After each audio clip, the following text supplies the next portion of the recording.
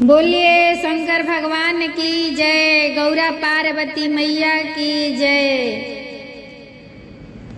भोला जी तुमसे मिलने का शिव चर्चा बहाना है।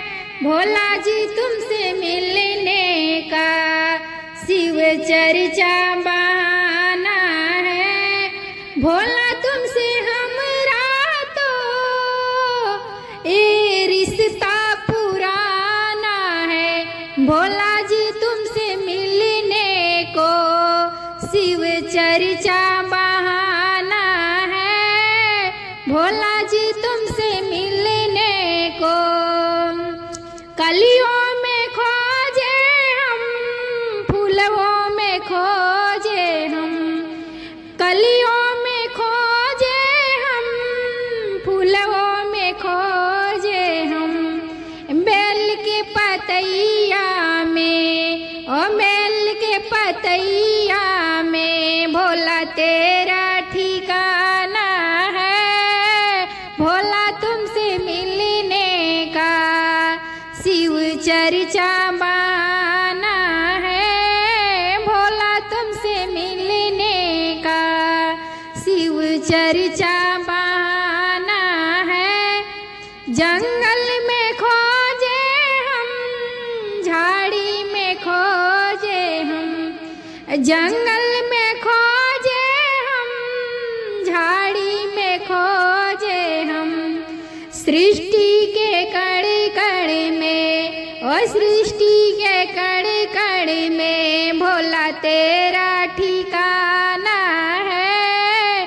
भोला तुमसे मिलने का शिव चर्चा बहाना है।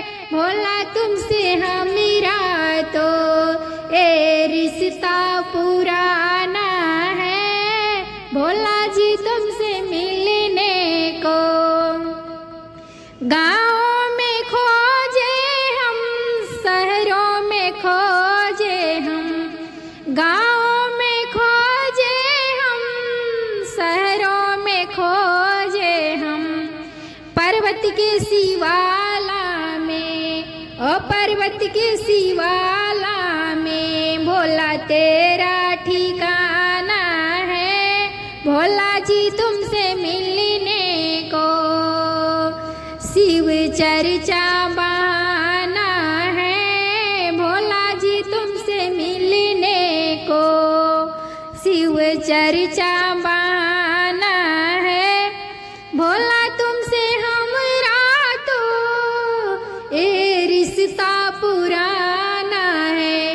भोला जी तुमसे हमरा तो ये रिश्ता पुराना है। भोला जी तुमसे मिलने का शिव चर्चा बहाना है।